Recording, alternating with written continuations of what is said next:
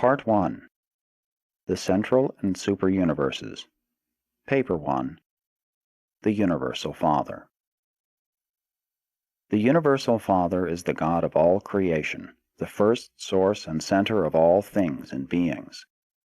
First think of God as a creator, then as a controller, and lastly as an infinite upholder. The truth about the Universal Father had begun to dawn upon mankind when the prophet said, "You, God, are alone, there is none beside you. You have created the heaven and the heaven of heavens with all their hosts. You preserve and control them. By the sons of God were the universes made. The Creator covers himself with light as with a garment and stretches out the heavens as a curtain." Only the concept of the Universal Father, one God in the place of many gods, enabled mortal man to comprehend the Father as divine creator and infinite controller. The myriads of planetary systems were all made to be eventually inhabited by many different types of intelligent creatures, beings who could know God, receive the divine affection, and love Him in return. The universe of universes is the work of God and the dwelling place of His diverse creatures. God created the heavens and formed the earth. He established the universe and created this world not in vain. He formed it to be inhabited. The enlightened worlds all recognize and worship the Universal Father, the eternal Maker and infinite upholder of all creation. The will creatures of universe upon universe have embarked upon the long, long paradise journey, the fascinating struggle of the eternal adventure of attaining God the Father. The transcendent goal of the children of time is to find the eternal God, to comprehend the divine nature, to recognize the Universal Father. God-knowing creatures have only one supreme ambition, just one consuming desire, and that is to become as they are in their spheres, like Him as He is in His paradise perfection of personality and in His universal sphere of righteous supremacy. From the Universal Father who inhabits eternity there has gone forth the supreme mandate, "Be you perfect, even as I am perfect." In love and mercy the messengers of paradise have carried this divine exhortation down through the ages and out through the universes, even to such lowly animal-origined creatures as the human races of Urantia. This magnificent and universal injunction to strive for the attainment of perfection of divinity is the first duty and should be the highest ambition of all the struggling creature creation of the God of perfection. This possibility of the attainment of divine perfection is the final and certain destiny of all man's eternal spiritual progress. Urantia mortals can hardly hope to be perfect in the infinite sense, but it is entirely possible for human beings, starting out as they do on this planet, to attain the supernal and divine goal which the infinite God has set for mortal man.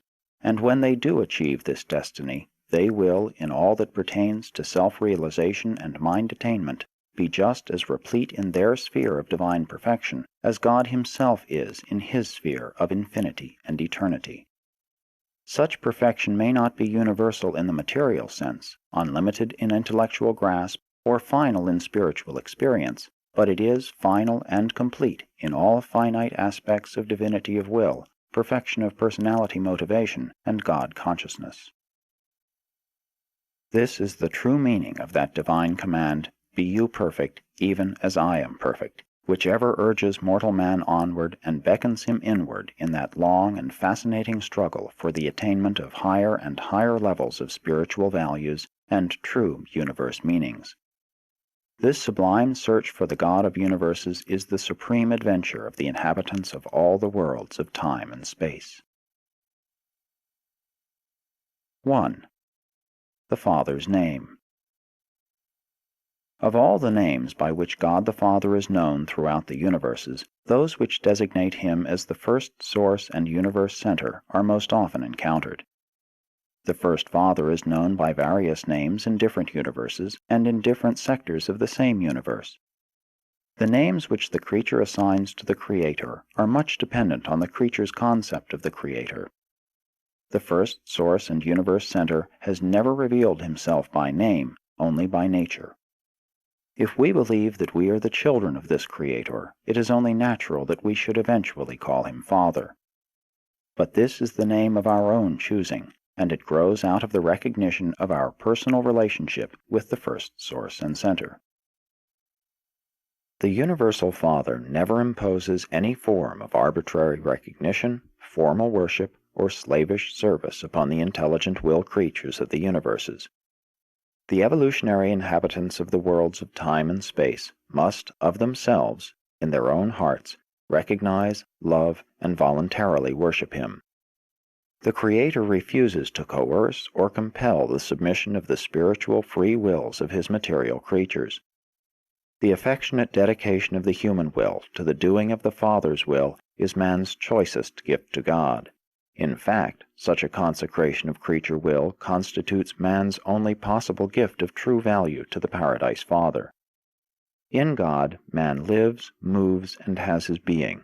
There is nothing which man can give to God except this choosing to abide by the Father's will, and such decisions, effected by the intelligent will creatures of the universes, constitute the reality of that true worship which is so satisfying to the love-dominated nature of the Creator Father. When you have once become truly God-conscious, after you really discover the majestic Creator and begin to experience the realization of the indwelling presence of the Divine Controller, then, in accordance with your enlightenment, and in accordance with the manner and method by which the Divine Sons reveal God, you will find a name for the Universal Father which will be adequately expressive of your concept of the first great source and center. And so, on different worlds and in various universes, the Creator becomes known by numerous appellations, in spirit of relationship all meaning the same, but, in words and symbols, each name standing for the degree, the depth of His enthronement in the hearts of His creatures of any given realm. Near the center of the universe of universes, the Universal Father is generally known by names which may be regarded as meaning the first source. Farther out in the universes of space, the terms employed to designate the Universal Father more often mean the Universal Center. Still farther out in the starry creation, He is known, as on the headquarters world of your local universe, as the first creative source and divine center. In one nearby constellation, God is called the Father of universes. In another, the Infinite Upholder, and to the east, the Divine Controller. He has also been designated the Father of lights, the gift of life, and the all-powerful One. On those worlds where a Paradise Son has lived a bestowal life, God is generally known by some name indicative of personal relationship, tender affection, and fatherly devotion. On your constellation headquarters, God is referred to as the Universal Father, and on different planets in your local system of inhabited worlds, He is variously known as the Father of Fathers, the Paradise Father, the Havona Father, and the Spirit Father. Those who know God through the revelations of the bestowals of the Paradise Sons eventually yield to the sentimental appeal of the touching relationship of the Creature-Creator Association and refer to God as our Father. On a planet of sex creatures, in a world where the impulses of parental emotion are inherent in the hearts of its intelligent beings, the term Father becomes a very expressive and appropriate name for the eternal God. He is best known, most universally acknowledged on your planet Urantia, by the name God. The name He is given is of little importance. The significant thing is that you should know Him and aspire to be like Him. Your prophets of old truly called Him the everlasting God, and referred to Him as the One who inhabits eternity. 2. The reality of God. God is primal reality in the spirit world. God is the source of truth in the mind spheres. God overshadows all throughout the material realms. To all created intelligences, God is a personality, and to the universe of universes, He is the first source and center of eternal reality. God is neither man-like nor machine-like. The First Father is universal spirit, eternal truth, infinite reality, and Father personality. The eternal God is infinitely more than reality idealized or the universe personalized. God is not simply the supreme desire of man, the mortal quest objectified. Neither is God merely a concept, the power potential of righteousness. The universal Father is not a synonym for nature, neither is he natural law personified. God is a transcendent reality, not merely man's traditional concept of supreme values. God is not a psychological focalization of spiritual meanings, neither is he the noblest work of man. God may be any or all of these concepts in the minds of men, but he is more. He is a saving person and a loving Father to all who enjoy spiritual peace on earth and who crave to experience personality survival in death. The actuality of the existence of God is demonstrated in human experience by the indwelling of the divine presence, the spirit monitor, sent from paradise to live in the mortal mind of man and there to assist in evolving the immortal soul of eternal survival. The presence of this divine adjuster in the human mind is disclosed by three experiential phenomena. 1. The intellectual capacity for knowing God, God consciousness. 2. The spiritual urge to find God, God seeking. 3. The personality craving to be like God, the wholehearted desire to do the Father's will. The existence of God can never be proved by scientific experiment or by the pure reason of logical deduction. God can be realized only in the realms of human experience. Nevertheless, the true concept of the reality of God is reasonable to logic, plausible to philosophy, essential to religion, and indispensable to any hope of personality survival. Those who know God have experienced the fact of his presence. Such God-knowing mortals hold in their personal experience the only positive proof of the existence of the living God which one human being can offer to another. The existence of God is utterly beyond all possibility of demonstration, except for the contact between the God consciousness of the human mind and the God presence of the thought adjuster that indwells the mortal intellect and is bestowed upon man as the free gift of the universal Father. In theory, you may think of God as the Creator, and he is the personal creator of paradise and the central universe of perfection, but the universes of time and space are all created and organized by the paradise core of the Creator's sons. The universal Father is not the personal creator of the local universe of Nebadon. The universe in which you live is the creation of his son Michael. Though the Father does not personally create the evolutionary universes, he does control them in many of their universal relationships and in certain of their manifestations of physical, mindal, and spiritual energies. God the Father is the personal creator of the paradise universe and, in association with the eternal Son, the creator of all other personal universe creators. As a physical controller in the material universe of universes, the first source and center functions in the patterns of the eternal Isle of Paradise, and through this absolute gravity center, the eternal God exercises cosmic overcontrol of the physical level equally in the central universe and throughout the universe of universes. As mind, God functions in the deity of the infinite Spirit. As Spirit, God is manifest in the person of the eternal Son and in the persons of the divine children of the eternal Son. This interrelation of the first source and center with the coordinate persons and absolutes of paradise does not in the least preclude the direct, personal action of the universal Father throughout all creation and on all levels thereof. Through the presence of his fragmentized spirit, the Creator Father maintains immediate contact with his creature children and his created universes. 3. God is a universal spirit. God is spirit. He is a universal spiritual presence. The universal Father is an infinite spiritual reality. He is the sovereign, eternal, immortal, invisible, and only true God. Even though you are the offspring of God, you ought not to think that the Father is like yourselves in form and physique because you are said to be created in his image, indwelt by mystery monitors dispatched from the central abode of his eternal presence. Spirit beings are real, notwithstanding they are invisible to human eyes, even though they have not flesh and blood. Said the seer of old, Lo, he goes by me, and I see him not. He passes on also, but I perceive him not.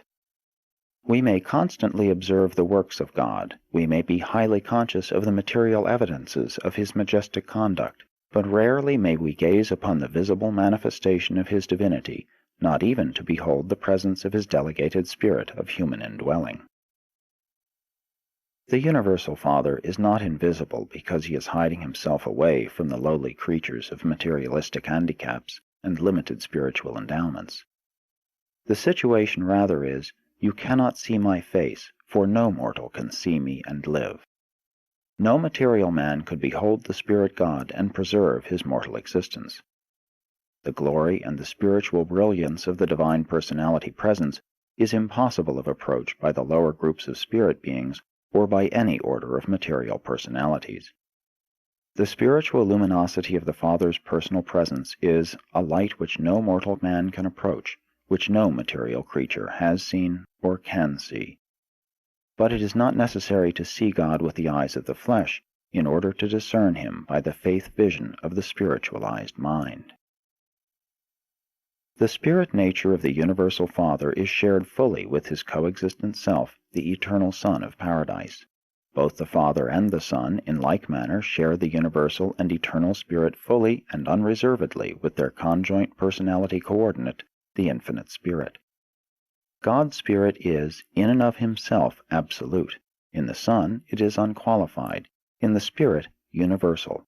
And in and by all of them, infinite. God is a universal spirit. God is the universal person. The supreme personal reality of the finite creation is spirit. The ultimate reality of the personal cosmos is absonite spirit.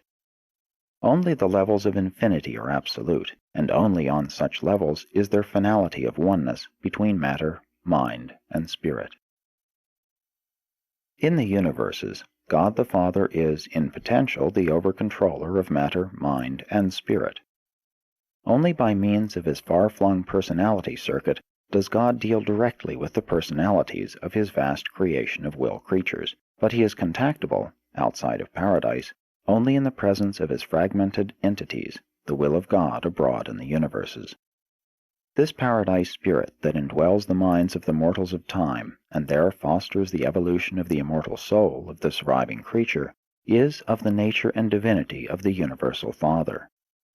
But the minds of such evolutionary creatures originate in the local universes, and must gain divine perfection by achieving those experiential transformations of spiritual attainment which are the inevitable result of a creature's choosing to do the will of the Father in heaven.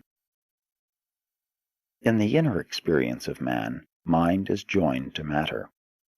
Such material-linked minds cannot survive mortal death. The technique of survival is embraced in those adjustments of the human will and those transformations in the mortal mind whereby such a God-conscious intellect gradually becomes spirit-taught and eventually spirit-led. This evolution of the human mind from matter association to spirit union results in the transmutation of the potentially spirit phases of the mortal mind into the Morancha realities of the immortal soul. Mortal mind, subservient to matter, is destined to become increasingly material and consequently to suffer eventual personality extinction. Mind yielded to spirit is destined to become increasingly spiritual and ultimately to achieve oneness with the surviving and guiding divine spirit, and in this way to attain survival and eternity of personality existence. I come forth from the eternal, and I have repeatedly returned to the presence of the Universal Father. I know of the actuality and personality of the first source and center, the eternal and universal Father. I know that, while the great God is absolute, eternal, and infinite, he is also good, divine, and gracious. I know the truth of the great declarations, God is spirit, and God is love, and these two attributes are most completely revealed to the universe in the eternal Son. 4. The Mystery of God.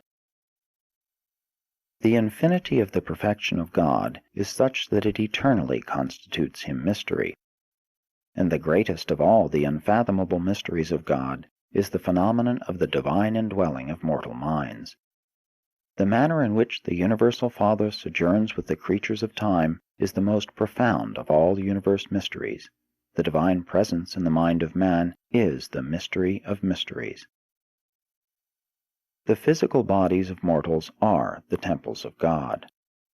Notwithstanding that the sovereign Creator sons come near the creatures of their inhabited worlds, and draw all men to themselves, though they stand at the door of consciousness, and knock, and delight to come in to all who will open the doors of their hearts, although there does exist this intimate personal communion between the Creator sons and their mortal creatures, nevertheless, mortal men have something from God Himself, which actually dwells within them. Their bodies are the temples thereof.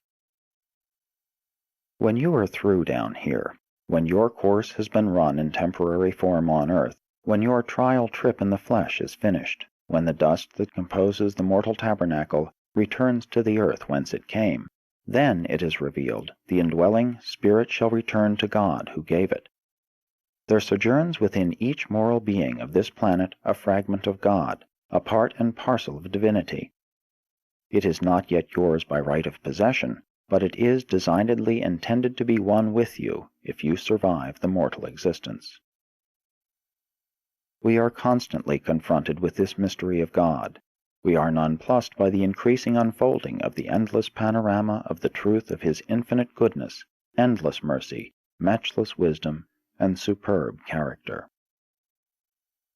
The divine mystery consists in the inherent difference which exists between the finite and the infinite, the temporal and the eternal, the time-space creature and the universal Creator, the material and the spiritual, the imperfection of man and the perfection of paradise deity.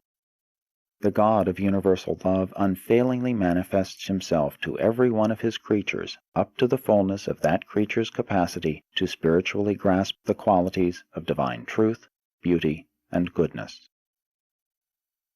To every spirit being and to every mortal creature in every sphere and on every world of the universe of universes, the Universal Father reveals all of His gracious and divine self that can be discerned or comprehended by such spirit beings and by such mortal creatures. God is no respecter of persons, either spiritual or material. The divine presence which any child of the universe enjoys at any given moment is limited only by the capacity of such a creature to receive and to discern the spirit actualities of the supermaterial world. As a reality in human spiritual experience, God is not a mystery. But when an attempt is made to make plain the realities of the spirit world to the physical minds of the material order, mystery appears. Mysteries so subtle and so profound that only the faith grasp of the God-knowing mortal can achieve the philosophic miracle of the recognition of the infinite by the finite, the discernment of the eternal God by the evolving mortals of the material worlds of time and space. 5. Personality of the Universal Father. Do not permit the magnitude of God, His infinity, either to obscure or eclipse His personality. He who planned the ear, shall He not hear? He who formed the eye, shall He not see? The Universal Father is the acme of divine personality. He is the origin and destiny of personality throughout all creation. God is both infinite and personal. He is an infinite personality. The Father is truly a personality, notwithstanding that the infinity of His person places Him forever beyond the full comprehension of material and finite beings. God is much more than a personality, as personality is understood by the human mind. He is even far more than any possible concept of a superpersonality. But it is utterly futile to discuss such incomprehensible concepts of divine personality with the minds of material creatures whose maximum concept of the reality of being consists in the idea and ideal of personality. The material creature's highest possible concept of the universal Creator is embraced within the spiritual ideals of the exalted idea of divine personality. Therefore, although you may know that God must be much more than the human conception of personality, you equally well know that the Universal Father cannot possibly be anything less than an eternal, infinite, true, good, and beautiful personality. God is not hiding from any of his creatures. He is unapproachable to so many orders of beings only because he dwells in a light which no material creature can approach. The immensity and grandeur of the divine personality is beyond the grasp of the unperfected mind of evolutionary mortals. He measures the waters in the hollow of his hand, measures a universe with the span of his hand. It is he who sits on the circle of the earth, who stretches out the heavens as a curtain, and spreads them out as a universe to dwell in. Lift up your eyes on high, and behold who has created all these things, who brings out their worlds by number, and calls them all by their names. And so it is true that the invisible things of God are partially understood by the things which are made. Today, and as you are, you must discern the invisible Maker through his manifold and diverse creation, as well as through the revelation and ministration of his sons and their numerous subordinates. Even though material mortals cannot see the person of God, they should rejoice in the assurance that he is a person. By faith accept the truth which portrays that the Universal Father so loved the world as to provide for the eternal spiritual progression of its lowly inhabitants, that he delights in his children. God is lacking in none of those superhuman and divine attributes which constitute a perfect, eternal, loving, and infinite Creator personality. In the local creations, excepting the personnel of the superuniverses, God has no personal or residential manifestation aside from the Paradise Creator Sons, who are the fathers of the inhabited worlds and the sovereigns of the local universes. If the faith of the creature were perfect, he would assuredly know that when he had seen a Creator Son, he had seen the Universal Father. In seeking for the Father, he would not ask nor expect to see other than the Son. Mortal man simply cannot see God until he achieves completed spirit transformation and actually attains paradise. The natures of the Paradise Creator Sons do not encompass all the unqualified potentials of the universal absoluteness of the infinite nature of the first great source and center, but the Universal Father is in every way divinely present in the Creator's Sons. The Father and his Sons are one. These Paradise Sons of the Order of Michael are perfect personalities, even the pattern for all local universe personality, from that of the bright and morning star down to the lowest human creature of progressing animal evolution. Without God, and except for his great and central person, there would be no personality throughout all the vast universe of universes. God is personality. Notwithstanding that God is an eternal power, a majestic presence, a transcendent ideal, and a glorious spirit, though he is all these and infinitely more, nonetheless he is truly and everlastingly a perfect Creator personality, a person who can know and be known, who can love and be loved, and one who can befriend us, while you can be known, as other humans have been known, as a friend of God. He is a real spirit and a spiritual reality. As we see the Universal Father revealed throughout his universe, as we discern him indwelling his myriads of creatures, as we behold him in the persons of his sovereign sons, as we continue to sense his divine presence here and there, near and afar, let us not doubt nor question his personality primacy. Notwithstanding all these far-flung distributions, he remains a true person, and everlastingly maintains personal connection with the countless host of his creatures scattered throughout the universe of universes. The idea of the personality of the Universal Father is an enlarged and truer concept of God which has come to mankind chiefly through revelation. Reason, wisdom, and religious experience all infer and imply the personality of God, but they do not altogether validate it. Even the indwelling thought adjuster is pre-personal. The truth and maturity of any religion is directly proportional to its concept of the infinite personality of God and to its grasp of the absolute unity of deity. The idea of a personal deity becomes, then, the measure of religious maturity after religion has first formulated the concept of the unity of God. Primitive religion had many personal gods, and they were fashioned in the image of man.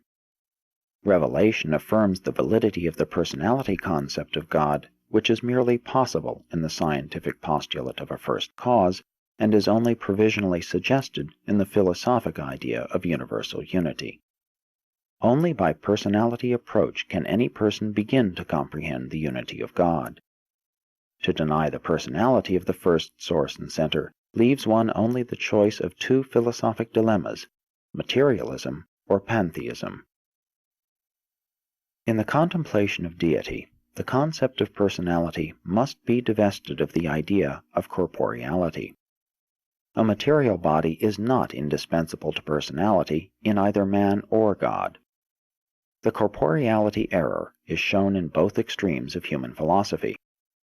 In materialism, since man loses his body at death, he ceases to exist as a personality. In pantheism, since God has no body, he is not, therefore, a person. The superhuman type of progressing personality functions in a union of mind and spirit. Personality is not simply an attribute of God. It rather stands for the totality of the coordinated infinite nature and the unified divine will which is exhibited in eternity and universality of perfect expression. Personality, in the supreme sense, is the revelation of God to the universe of universes. God, being eternal, universal, absolute, and infinite, does not grow in knowledge nor increase in wisdom. God does not acquire experience as finite man might conjecture or comprehend, but he does, within the realms of his own eternal personality, enjoy those continuous expansions of self-realization which are in certain ways comparable to, and analogous with, the acquirement of new experience by the finite creatures of the evolutionary worlds. The absolute perfection of the infinite God would cause him to suffer the awful limitations of unqualified finality of perfectness were it not a fact that the Universal Father directly participates in the personality struggle of every imperfect soul in the wide universe who seeks by divine aid to ascend to the spiritually perfect worlds on high.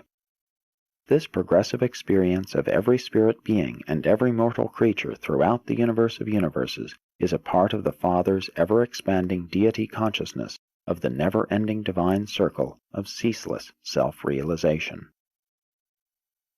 It is literally true. In all your afflictions he is afflicted. In all your triumphs he triumphs in and with you. His prepersonal divine spirit is a real part of you. The Isle of Paradise responds to all the physical metamorphoses of the universe of universes. The eternal Sun includes all the spirit impulses of all creation. The conjoint actor encompasses all the mind expression of the expanding cosmos. The Universal Father realizes in the fullness of the divine consciousness all the individual experience of the progressive struggles of the expanding minds and the ascending spirits of every entity, being, and personality of the whole evolutionary creation of time and space. And all this is literally true, for in him we all live and move and have our being. 6. Personality in the universe. Human personality is the time-space image shadow cast by the divine creator personality, and no actuality can ever be adequately comprehended by an examination of its shadow. Shadows should be interpreted in terms of the true substance. God is to science a cause, to philosophy an idea, to religion a person, even the loving Heavenly Father. God is to the scientist a primal force, to the philosopher a hypothesis of unity, to the religionist a living spiritual experience. Man's inadequate concept of the personality of the Universal Father can be improved only by man's spiritual progress in the universe, and will become truly adequate only when the pilgrims of time and space finally attain the divine embrace of the living God on Paradise. Never lose sight of the antipodal viewpoints of personality as it is conceived by God and man. Man views and comprehends personality looking from the finite to the infinite. God looks from the infinite to the finite. Man possesses the lowest type of personality. God, the highest, even supreme, ultimate, and absolute. Therefore did the better concepts of the divine personality have patiently to await the appearance of improved ideas of human personality, especially the enhanced revelation of both human and divine personality in the Urantian bestowal life of Michael, the Creator's Son.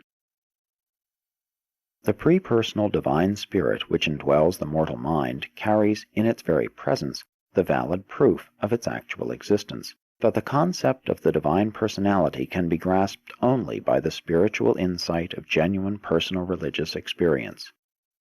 Any person, human or divine, may be known and comprehended quite apart from the external reactions or the material presence of that person. Some degree of moral affinity and spiritual harmony is essential to friendship between two persons. A loving personality can hardly reveal himself to a loveless person. Even to approach the knowing of a divine personality, all of man's personality endowments must be wholly consecrated to the effort.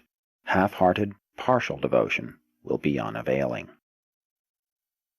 The more completely man understands himself and appreciates the personality values of his fellows, the more he will crave to know the original personality, and the more earnestly such a God-knowing human will strive to become like the original personality. You can argue over opinions about God, but experience with Him and in Him exists above and beyond all human controversy and mere intellectual logic. The God-knowing man describes his spiritual experiences not to convince unbelievers, but for the edification and mutual satisfaction of believers. To assume that the universe can be known, that it is intelligible, is to assume that the universe is mind-made and personality-managed. Man's mind can only perceive the mind phenomenon of other minds, be they human or superhuman. If man's personality can experience the universe, there is a divine mind and an actual personality somewhere concealed in that universe. God is spirit, spirit personality. Man is also a spirit, potential spirit personality. Jesus of Nazareth attained the full realization of this potential of spirit personality in human experience. Therefore, his life of achieving the Father's will becomes man's most real and ideal revelation of the personality of God. Even though the personality of the Universal Father can be grasped only in actual religious experience, in Jesus' earth life we are inspired by the perfect demonstration of such a realization and revelation of the personality of God in a truly human experience. 7. Spiritual value of the personality concept. When Jesus talked about the living God, he referred to a personal deity, the Father in heaven. The concept of the personality of deity facilitates fellowship. It favors intelligent worship. It promotes refreshing trustfulness. Interactions can be had between non-personal things, but not fellowship. The fellowship relation of Father and Son, as between God and man, cannot be enjoyed unless both are persons. Only personalities can commune with each other, albeit this personal communion may be greatly facilitated by the presence of just such an impersonal entity as the thought adjuster. Man does not achieve union with God as a drop of water might find unity with the ocean. Man attains divine union by progressive reciprocal spiritual communion, by personality intercourse with the personal God, by increasingly attaining the divine nature through wholehearted and intelligent conformity to the divine will.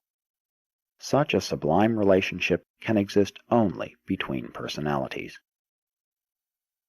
The concept of truth might possibly be entertained apart from personality. The concept of beauty may exist without personality, but the concept of divine goodness is understandable only in relation to personality. Only a person can love and be loved. Even beauty and truth would be divorced from survival hope if they were not attributes of a personal God, a loving Father. We cannot fully understand how God can be primal, changeless, all-powerful, and perfect, and at the same time be surrounded by an ever-changing and apparently law-limited universe, an evolving universe of relative imperfections. But we can know such a truth in our own personal experience, since we all maintain identity of personality and unity of will in spite of the constant changing of both ourselves and our environment. Ultimate universe reality cannot be grasped by mathematics, logic, or philosophy, only by personal experience in progressive conformity to the divine will of a personal God. Neither science, philosophy, nor theology can validate the personality of God. Only the personal experience of the faith sons of the Heavenly Father can affect the actual spiritual realization of the personality of God. The higher concepts of universe personality imply identity, self-consciousness, self-will, and possibility for self-revelation. And these characteristics further imply fellowship with other and equal personalities, such as exists in the personality associations of the paradise deities. And the absolute unity of these associations is so perfect that divinity becomes known by indivisibility, by oneness. The Lord God is one. Indivisibility of personality does not interfere with God's bestowing His Spirit to live in the hearts of mortal men. Indivisibility of a human father's personality does not prevent the reproduction of mortal sons and daughters. This concept of indivisibility in association with the concept of unity implies transcendence of both time and space by the ultimacy of deity. Therefore, neither space nor time can be absolute or infinite. The first source and center is that infinity who unqualifiedly transcends all mind, all matter, and all spirit. The fact of the Paradise Trinity in no manner violates the truth of the divine unity. The three personalities of Paradise deity are, in all universe reality reactions and in all creature relations, as one. Neither does the existence of these three eternal persons violate the truth of the indivisibility of deity. I am fully aware that I have at my command no language adequate to make clear to the mortal mind how these universe problems appear to us. But you should not become discouraged. Not all of these things are wholly clear to even the high personalities belonging to my group of paradise beings. Ever bear in mind that these profound truths pertaining to deity will increasingly clarify as your minds become progressively spiritualized during the successive epochs of the long mortal ascent to paradise. Presented by a divine counselor, a member of a group of celestial personalities assigned by the Ancients of Days on Uversa, the headquarters of the seventh superuniverse, to supervise those portions of the forthcoming revelation which have to do with affairs beyond the borders of the local universe of Nebadon. I am commissioned to sponsor those papers portraying the nature and attributes of God, because I represent the highest source of information available for such a purpose on any inhabited world. I have served as a divine counselor in all 7 of the super-universes, and have long resided at the paradise center of all things. Many times have I enjoyed the supreme pleasure of a sojourn in the immediate personal presence of the Universal Father. I portray the reality and truth of the Father's nature and attributes with unchallengeable authority. I know whereof I speak.